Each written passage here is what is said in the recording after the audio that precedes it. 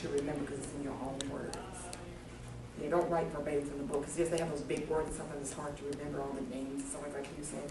So omit that and make it simple as possible, just so you can remember for the exam time, you can take the time to say, okay. That's what helps me. We're going to start back. I glanced down at that page that I had up before and noticed I left the R out of imipramine.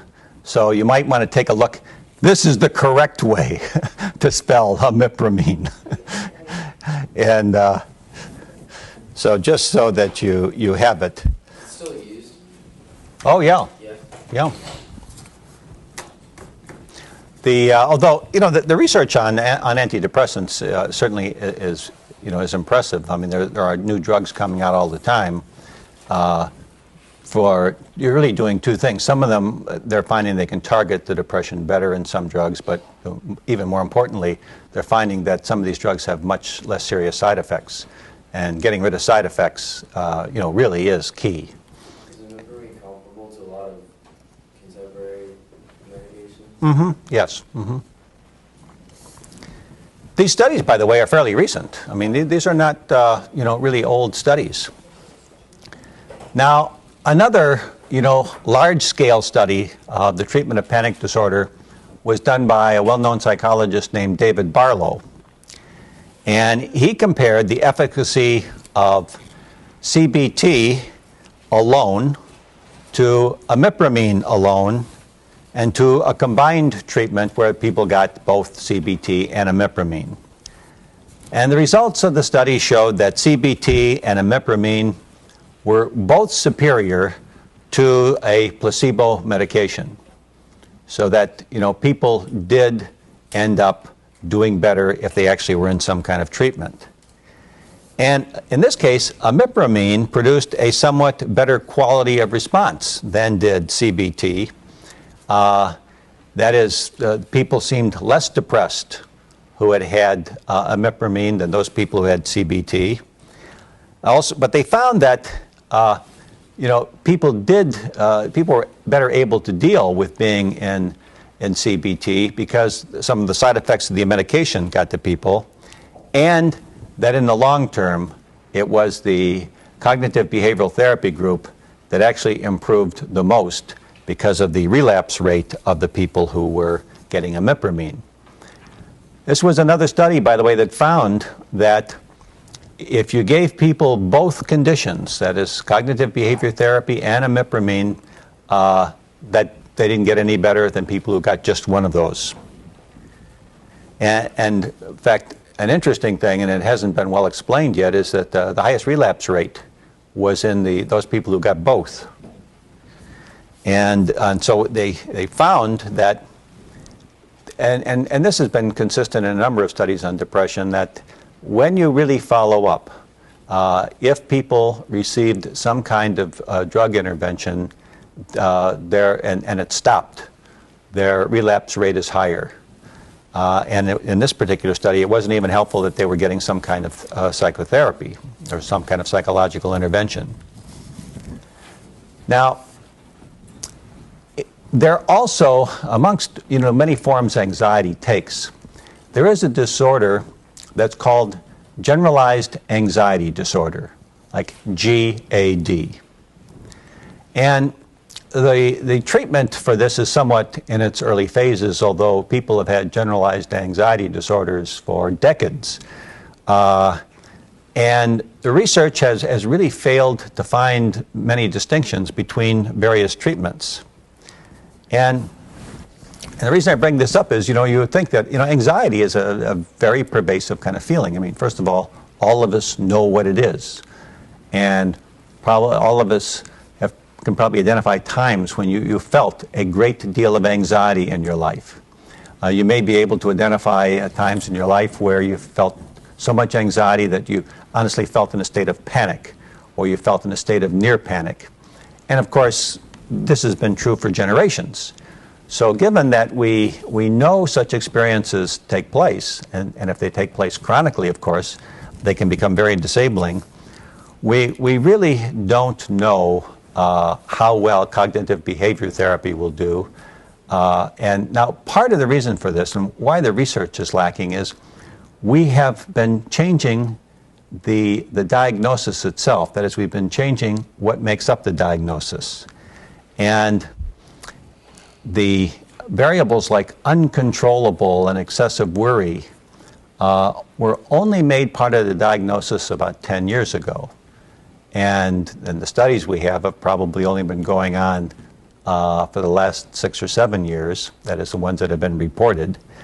So we really don't know what works with this kind of panic that people have. That is this very undifferentiated form of anxiety. Now, I want to talk with you also about a disorder that we find in many college-age students. Actually find it now in many high school students too. Who knows what bulimia is? Okay. Mr. Kim, what? Okay, it's an eating disorder, and what does it refer to? I think like someone's fear that like eating too much like have like extreme amount of effect on their body weight. Excellent, yes. The idea is that the fear of the bulimic is if I eat anything that I will get fat. You know, so that any kind of food coming in may put pounds on me. And what is the implication if I gain weight? Aha, yes, that you won't be accepted. I mean, in other words, terrible things will happen. If I eat, I'm going to put on pounds that will be found unacceptable by my social group, and therefore I will not be liked. Now, as you know, I mean, that's a very extreme, kind of position to take, because you realize, of course, you have to eat. So, and we have found this disorder, of course, does take place in both males and females, but it has been more common in females. But we shouldn't think that there aren't men who have this disorder. And now, cognitive behavioral therapy has actually been used to treat bulimia for a long time. I mean, perhaps 30 years. This has been an intervention that has really tried to deal with this problem. And it's been associated with reducing the frequency of binge eating and of purging. Is everyone familiar with, well, I'll ask, what is purging? Who knows what purging is? Getting rid of that when you ate through laxatives or something. I thought it was to eat and then go off your food. Both, right. Purging refers to either throwing up, or it can be that you take laxatives or something like that. Some way to get everything out of your system that you've just taken into your system. I mean, when you think about this, this is a very disabling kind of situation to be in. Also, you want to remember that this particular disorder, people usually try to hide all of this. So this is not something that's easily shared with other people. But cognitive behavioral therapy has been found to help reduce both the binge eating that sometimes occurs with people, the purging that follows that. It's also helped with people who get into very dietary restraints that are physically damaging to them. That is, some people eat such a narrow range of foods that they're not getting the real biochemical life experience that their body needs. And of course, it's been helpful with people's concern over weight. And the interesting thing is, of course, for people who then get into cognitive behavioral therapy, for this problem, it has been shown to improve their general functioning. That is, not only have they gotten over the symptoms of bulimia, but they've actually become more effective in their social life, which you would think, by the way. I mean, since that's the great fear, that I have to look a certain way or else people won't like me. If you really are able to teach people how to be liked as they are, then there's less need for this kind of functioning. And what goes along with that then is an increase in self-esteem. So people like themselves better. So if you get somebody who can function better interpersonally and they feel better about themselves, then this need to be bulimic goes away. But for those who are, in the throes of the disorder, it's certainly a very complicated one. Now, what's important here is that the studies show that if you do go into cognitive behavioral therapy for this, the long-term effects are good. That is that the things that the client learns about himself or herself, the coping skills that one develops, the new behaviors that one develops, the way in which one begins to think about oneself, continue on once the treatment has ended. And if you go back, you'll find that people don't relapse. And in comparison studies that have been done, cognitive behavioral therapy has been shown to be more effective than alternative therapies. It's been shown to be more effective than drug therapies, and it's been shown to be more effective than a combination of getting CBT and some medication. The one other treatment that also has been very effective in working with bulimics is interpersonal psychotherapy. That those people who have been in groups where IPT was the treatment also did extremely well. So it seems that that psychological intervention is very necessary. By the way, for any number of people where this is an extreme problem, I mean people who are really binge eaters and purgers and have horrible sense of their ability to relate to others, sometimes hospitalization is needed before you can even introduce these therapies. That is, you've got to get some environmental control. Some people are so out of control that a short period of being in an environment where people can work with them constantly and help them is necessary. In other cases, this is just done as an outpatient. Now, the point I wanted to make, though, about interpersonal therapy that's interesting is that in contrast to cognitive behavioral therapy is, really targets the symptom, really gives people homework to do, gives people styles of trying to approach the whole world of eating as well as the world of being with friends, etc. Interpersonal therapy doesn't focus on the eating, actually. It much more focuses on people's relationships. And it's probably demonstrated to us that many eating disorders are really so the result of troubled interpersonal relationships, of the expectations that one won't do well with others, that's what causes people to eat. That somehow they kind of magically decided, if I look a certain way, I'll be far more acceptable. And in our culture, we all know that is caught on. I mean, we all know that certain body types are seen as positive and other body types are not. And I was very struck by that one time with some friends. At one time I lived on the island of Kauai in Hawaii. And of course the population there is very Polynesian, very strong Asian influence. And I noticed that in the high school, all of the girls really were thin. The Asian population in that particular area, they ate very healthily, and the ideal was to be very thin. High school boys, very responsive to girls who were thin. And one young girl that was a friend of that was a child in one of the families where we had friends, was a very shapely Caucasian girl. And she was not popular. I mean, and she grew up kind of thinking that she wasn't very attractive. And her brother went off to college, and her brother, who was older, and her brother invites her to come and spend a weekend at the college. Well, this woman shows up, and the guys go wild.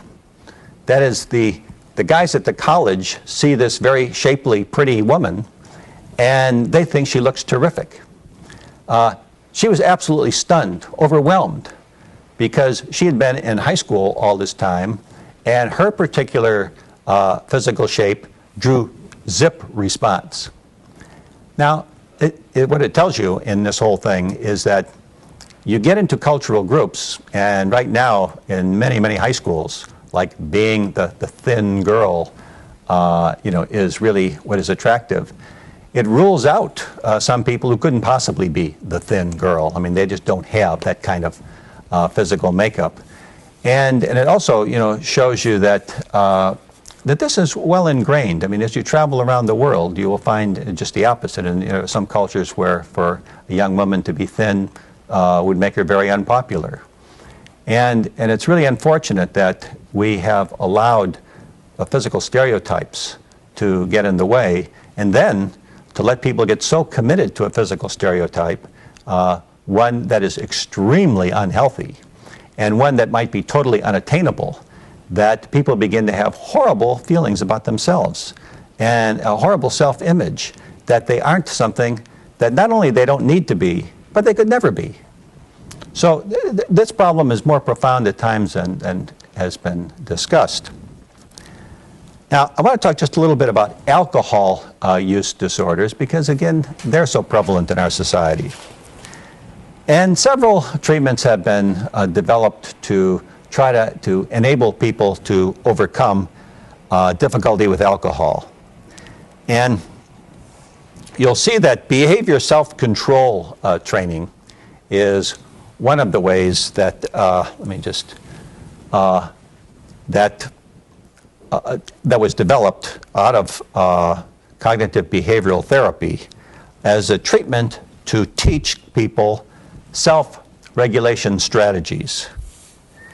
Now, the goal of behavior self-control training might be abstinence, but actually that's not the most common goal. The most common goal is really to teach people moderation.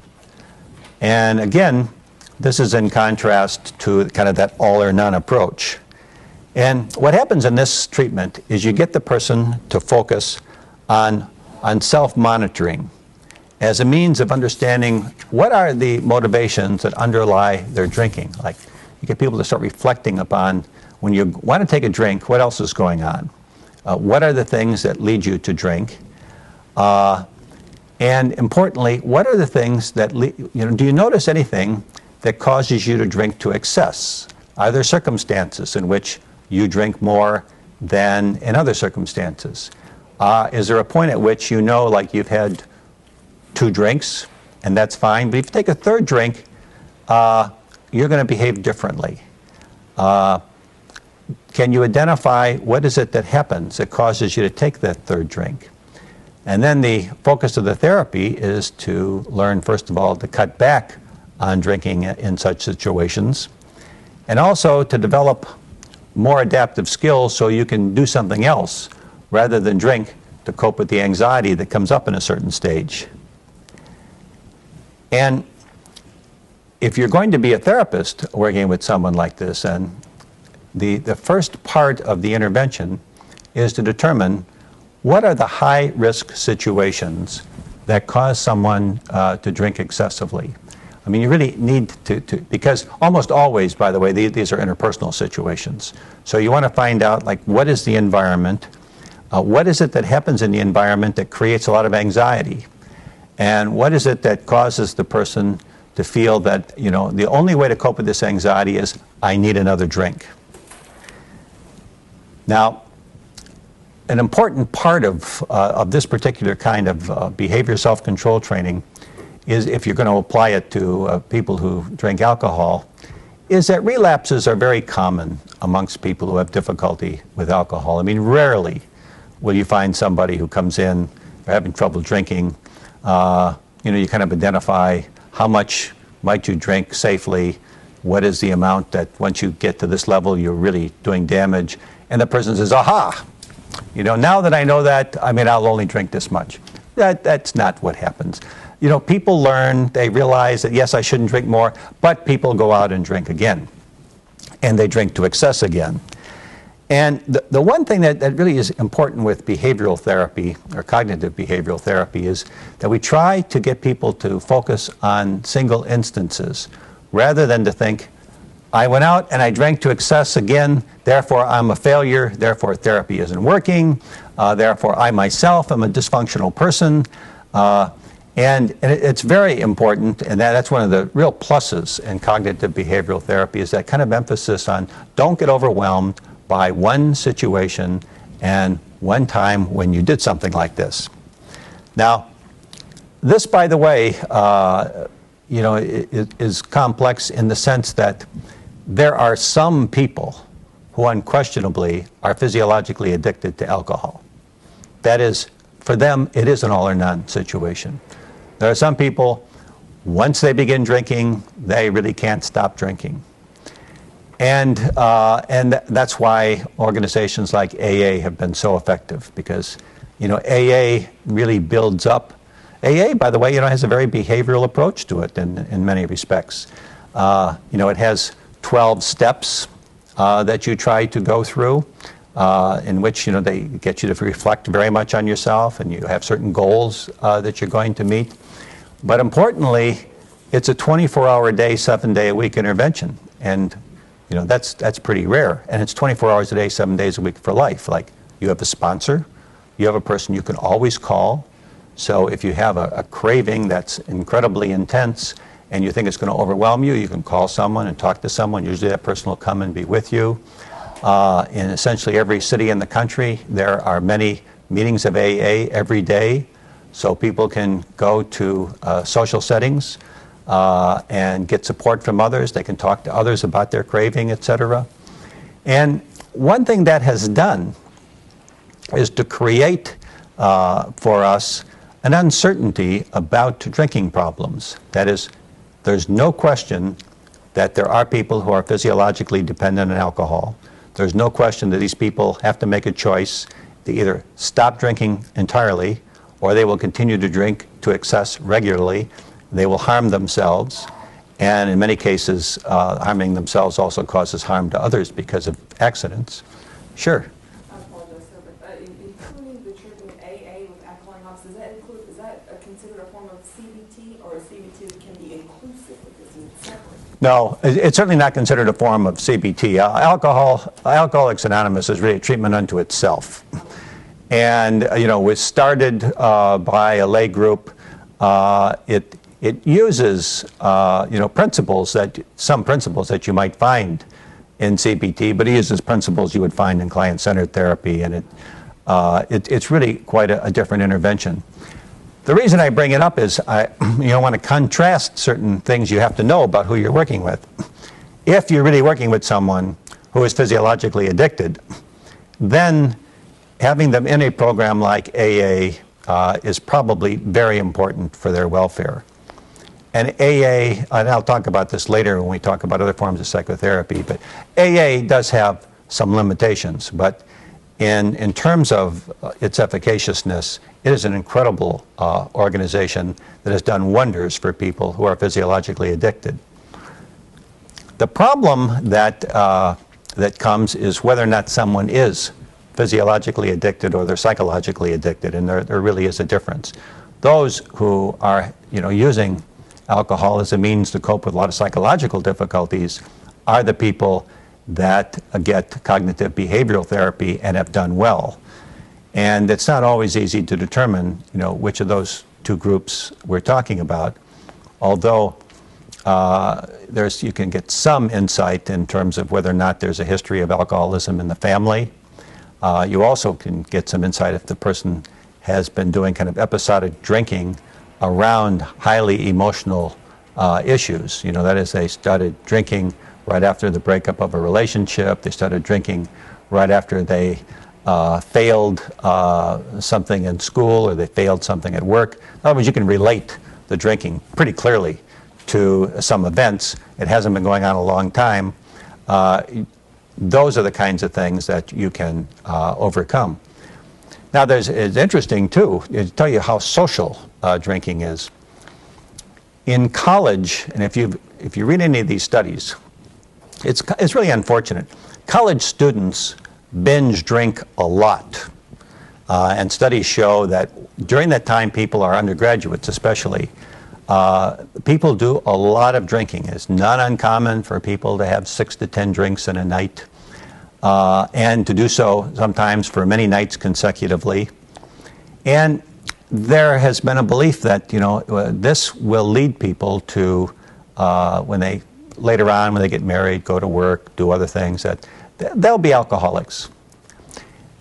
The interesting thing is the studies show that actually isn't true. That there's all kinds of evidence to show that people binge drink while they're college students, drink very excessively while they're college students, and then when they leave college, they actually stop that. That is, they actually start drinking more reasonably. Some don't even drink, but many more continue to drink. But they are no longer binge drinkers, and drinking is no longer a disabling part of their life. So the concern has been that, and this is where modeling comes in, that when you're part of a group and you're at an age where it's terribly important for you to be accepted in the group, sometimes people engage in incredibly self-destructive behaviors. And of course, it would suggest that a lot of people may be drinking that actually don't want to drink that much. It's just that if you're in a fraternity or a sorority, the culture around you may so encourage that kind of behavior that you engage in it. And at that particular time, you look like you're an alcoholic. And certainly, the symptoms are all there in the sense the person's drunk a lot. But the studies have surprised all of us. The studies have surprised in following up with those students who were identified in college as being exceptionally heavy drinkers, that so many of them overcome that once they're out of that environment. They really change their values. So this obviously then is a very complicated issue. Now, I'm going to switch to another topic. And I want to talk with you about another area that's developed in psychology called positive psychology. Started by a man named Martin Seligman, and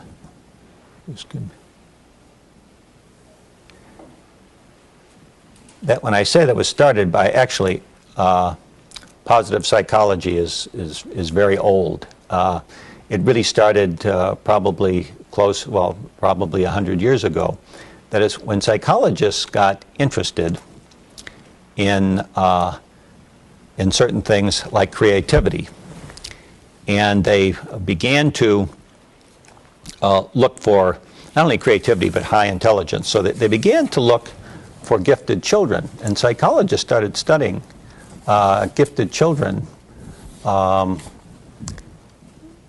the turn of the century.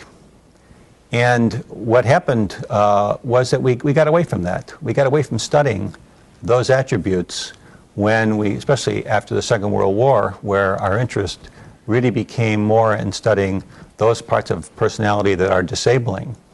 And we didn't devote nearly as much attention to strengths in personality. Now, what I'm going to talk with you about is in an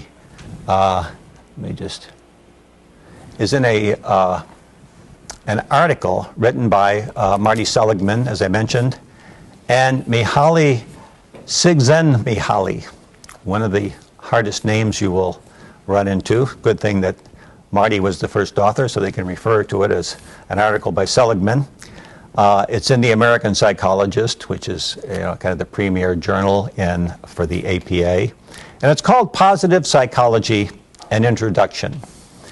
And it's in the library, and if you look at this article, you'll see many of the things that I'm going to talk about today.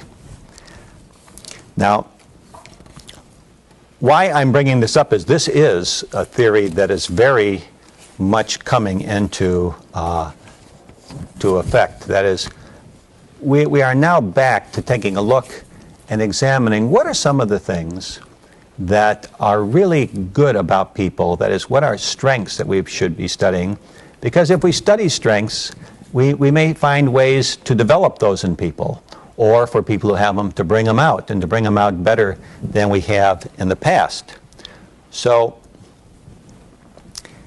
the field, of positive psychology, at the subjective level, and much of it is at the subjective level, is about really valued subjective experiences. It's about well-being, contentment, and satisfaction. And here we're talking about, satisfaction and contentment, usually with the past. That is, you feel good about what's going on in your life. Hope and optimism are really referring to things about the present and the future. That is, you feel good about what is about to happen, and you look forward and you feel good about that.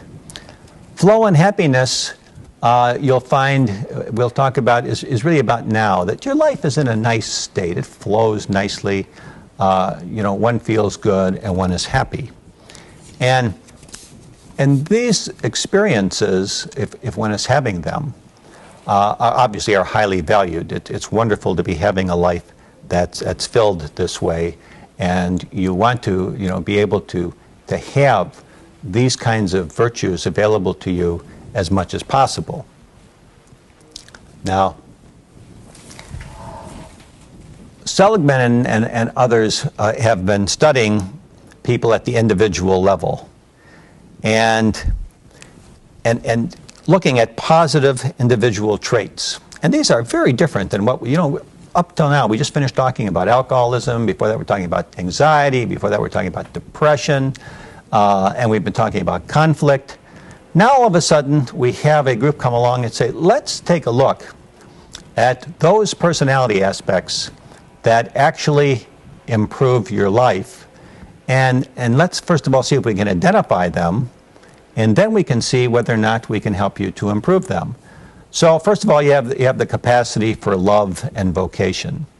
Freud, by the way, thought those were the two most important things in life. That is, one's ability to love and to work really were the primary factors in life. But his theory was very much focused on what goes wrong.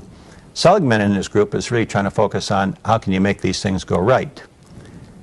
And they talked about courage. Courage is a wonderful virtue. It's greatly needed in our society. And, some people, experience an exceptional amount of it, and we haven't studied these people that well. I mean, probably currently the example, a lot of people, when they think about courage, they think about Pat Tillman. If you remember, Pat Tillman was the professional football player with Arizona who gave up a $3 million contract to enter the armed forces, and he was killed recently in Afghanistan. Here's somebody obviously had an incredible courage to follow what he felt were the ideals that he wanted to follow. But there are lots of other people who have exceptional courage. We really don't study them. Then, interpersonal skills. If you have interpersonal skills, your life works a lot better than if you struggle interpersonally. And so we have looked at interpersonal skills. We've often studied them in terms of group dynamics. But here we're talking about trying to look at individuals, what helps someone to become more effective interpersonally. And again, in this theory, we're spending less time looking at what blocks someone interpersonally and more on what helps them to do the positive thing, that is, what helps them to be effective. And then they said, aesthetic sensibility is important, perseverance, and perseverance, really is a gift that if you have that kind of stick-to-itiveness, you don't think about it as a virtue. But if you don't have it, you realize it gets in your way. That is, you start something, but you often give up on it. You give up on it before you know what the outcome will be, and therefore you don't know if you might have been successful at it or not.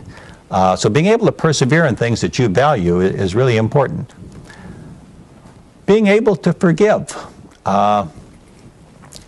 Many people who have perhaps a more religious orientation try very hard to be forgiving people. But being able to forgive is important, because otherwise, if someone has done something to you, and it really may have been hostile, I mean, someone may have offended you, and they hurt you, you had real pain. If you have to live with that, and you can't forgive people, you spend so much of your time feeling rage. You feel so much of your time having revengeful thoughts. You waste a lot of time. And in many cases, it just isn't worth putting energy into that. And if you follow all the theorists who will point out, if you're putting a lot of energy into those kinds of things, you have less energy to put into other creative things. It is good if you can forgive and move on. Originality, being able to look at ways of doing things in new ways. Having that kind of freedom that you don't have to do it the way somebody else did it. You're going to give your own way to do it. That's marvelous to have that. Future-mindedness. Future-mindedness here is a very positive variable. It doesn't mean putting off gratifications today because your focus is on the future. In fact, that's a real pathology to be so future-oriented. You really can't live and have a good time today because everything you do is always oriented to some not yet attained goal. This means being able to look to the future and realize there are certain things that you can attain and to make your present behavior such that you'll move in a direction you would like to move in, but you're satisfied now. And Seligman brings in spirituality, which, for many people, spirituality has gotten separated from anything psychological, which is unfortunate. But there have been theorists who have, since they've seen God is not real, no matter what God means to someone. Spirituality's kind of got lost in psychology, and it's too bad because spirituality is something that many people aspire to, and spirituality is very personal. It's not synonymous with religion. One may have no religion and still be a very spiritual person. And what Seligman is saying is that that can be very helpful in your growth. Wisdom. And wisdom here simply means that you have learned from your life experiences, and perhaps that you're really able also to read about other people's life experiences and learn. So you incorporate a real knowledge about what is going to work in your life. Now, that's all at the individual level. Like, those are virtues that come that you want to think about for individuals. But the theory went on to say, at the group level, one can think about civic virtues. And also these civic virtues might involve institutions that move people towards better citizenship. And better citizenship is a very wide concept. It really means that you are an effective person in your home, in your community, in your world, on your job, with your friends, etc. And so they listed certain virtues that they think get you there. One is responsibility, which is a fairly obvious one, that if you're going to be effective interpersonally, you're going to be effective in your community, you've got to be willing to take responsibility and not keep making everybody else responsible. Being able to nurture is important. And here, this is the broad concept. This is not just like nurturing children, nurturing the young, but this means you have the capacity to nurture those you love. That is, you have the capacity to give to other people. Altruism. Altruism, is a virtue that in the 90s seemed to get lost. We really were in what often many of us think is the age of narcissism. In the 90s, people were looking at what's good for me. If I do this, what will I get for it? And I really need to devote my energies to how much money can I make, how many goods can I acquire, and that's what's important. Yes, Ms. Lee? Could you explain to the gentleman that they need to leave the screen flashed up on the virtues in the list until you finish discussing? Oh, sure. Wayne, can you put up that last again, please? Until you finish discussing. Sure. Thank you. Thank you. And in a period, where, that, as I say, we went through, where, people were so self-involved, we kind of lost the sense that there's another way to get a lot of gratification, and that is to care about others, to be oriented towards making this a better world. and to think about some of the things you can do that, you know, really will help others. They're not necessarily focused on what they do for you. Now, civility, you know, is a very current virtue, really, and that is, you can't like everybody. Some people really are unlikable. That is, some people do things that you cannot possibly feel good about, and you cannot possibly like that they're doing it. But there are choices about how you're going to respond to people. And, you know, one is that you can still remain as civil as possible, or the other is that you can get very hostile. Now, this particular, and we're talking now, you know, about a real level of maturity. This particular virtue, unfortunately, really needs to be taught and practiced much earlier in life, especially amongst high school children, perhaps even now down to grade school children. And I say that because a few generations ago, when young people disagreed with each other, probably the worst thing that would happen is somebody would hit somebody else. That is, somebody would smash somebody, maybe there'd be a fight, but people recovered from those things, and so even if they weren't civil towards each other, there weren't terrible consequences. Today it's much different. I mean, so many people are armed today that if you can't be civil and you can't, you know, realize that I shouldn't over-respond to angry situations, you may get yourself into a situation where someone will be greatly harmed. Someone may lose their life. Then there's moderation. Moderation here doesn't refer to it's a bad thing if you have too much of something. Moderation means it's a bad thing if you have too much of something good that becomes bad when you have too much of it. So moderation could refer, for example, to drinking, that a couple of drinks may be just fine. But if you have a whole lot to drink, then you have lost the good parts of this, and now it's become bad. Same could be of eating, same could be of a lot of things.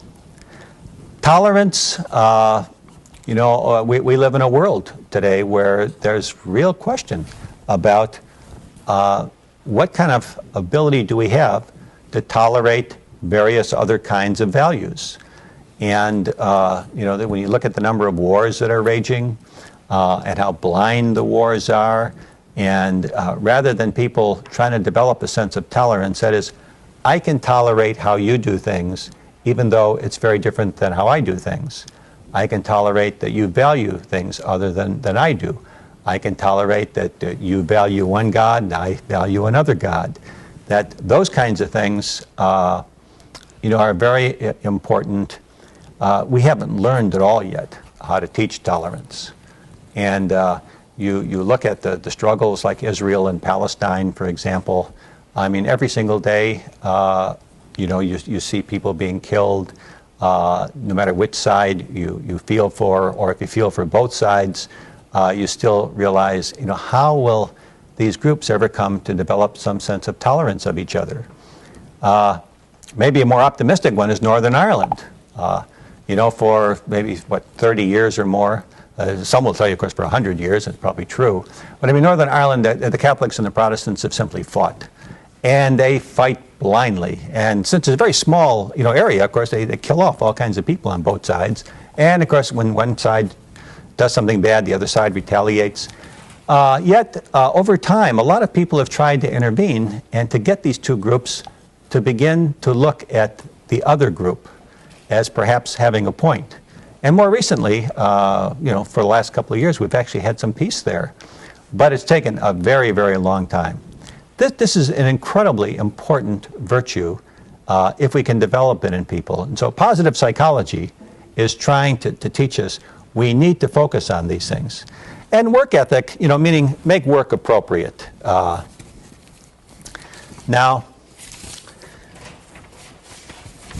if you think about it, most of us really are very interested in these variables. But they really haven't had the impact in psychology, or they had any kind of attention in psychology you might expect. And what's striking, too, is, you know, if you go to a large bookstore and you go to the so-called psychology section, it will have like 5 to 10 shelves on topics like, you know, aromatherapy or crystal healing. And those kinds of things get much more attention than the topics that you typically find in scientific psychology. And so it's interesting that that's the situation we've arrived at, where in scientific psychology, we're putting all this energy into doing research, but in some ways we haven't learned to try to make ourselves as helpful to our culture as we might. Now, there then are a number of goals that you'll find in positive psychology. One is the prevention of problems, and they really do want to prevent problems like depression or substance abuse or schizophrenia in young people. In these groups, you want to prevent problems in those who are generally vulnerable. So you obviously have to aim early. And you also want to help prevent problems in people who live in worlds that might foster depression or might foster the use of drugs. And in today's world, psychologists really are working and are concerned about how are we going to prevent such things as murderous schoolyards, where children who have access to weapons, poor parental supervision, and perhaps a mean streak, do really terrible things. And so positive psychology is trying to look at how can you develop those qualities in people or those qualities in an environment that actually will prevent such things from happening. Now, the study of psychopathology so far has not been as helpful as one might want to think in helping us to understand how you can prevent problems. In fact, the major studies in prevention have come from perspectives focused on systematically building competency rather than correcting weakness. And in psychopathology, you're correcting things. Actually, we haven't given enough attention to how do you build, really positive virtues. So the call in positive psychology actually is for massive research on human strengths and virtues. And psychologists, working with families, with schools, with religious communities and corporations, need to develop climates in these big organizations that will allow for growth. And the major psychological theories have actually changed to some extent to undergird this new science of strength and of resilience. That is, many of the theories that we focused on, that we're looking at the abnormal, are now really trying to look at the positive side of things. And what this means, of course, is you get away from that thinking that individuals are passive vessels, that life kind of happens to them, and you try to get everybody to see themselves as an agent, an active agent, in making things better. And so you have to get people thinking about the fact that you have choices, that you are decision makers, that you have preferences, that you have the possibility of mastering things. You have the possibility of being an efficacious agent in what you're doing. And all of these words I'm using, aren't the words that we've been using in past lectures. I mean, it's a very different kind of language. It's a very different kind of attitude about what will work and what we need to do to improve life. And very importantly, I think the focus that we need to be aware of is it is time for us to look at how we can create a culture and create virtues and strengths in people so they won't have problems, rather than to continue what we've been doing so often, which is wait till somebody has a problem and then we work on a way to correct it. Now, we'll stop with that for now, but we still have a little bit more to go on positive psychology, and then we're going to turn to assessment. So I will see you tomorrow.